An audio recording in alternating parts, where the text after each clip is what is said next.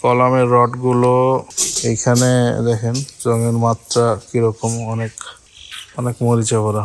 আসসালামু আলাইকুম, আমি ইঞ্জিনিয়ার মোহাম্মদ মুজাদ্দিদ হোসেন শান্ত।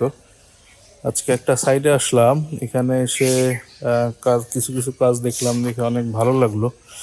যেটা আসলে আমরা অন্য সাইটে গিয়ে অনেক বলার পরেও মিস্ত্রিরা করতে চায় না যে জিনিসটা, কিন্তু আসলে এটা এতই গুরুত্বপূর্ণ যে কাজ আসলে না করলে আপনার ভবন অনেক ঝুঁকির সম্মুখীন হবে। তো চলুন দেখি আসলে কি বিষয়গুলো খেয়াল করতে হবে। এখানে দেখুন কলামের রডগুলো মরিচা পড়া, এইভাবে কিন্তু কাজ করা যাবে না। বাড়ির মালিক কিছুদিন কাজ করার পরে এটা রেখে দিয়েছিল, পরবর্তীতে কলাম উঠাবে। এখন এটা অবশ্যই পরিষ্কার করে নিতে হবে, এগুলো ঘষে পরিষ্কার করে নিতে হবে। এইখানে দেখেন রঙের মাত্রা কিরকম, অনেক খারাপ অবস্থা, অনেক মরিচা ভরা।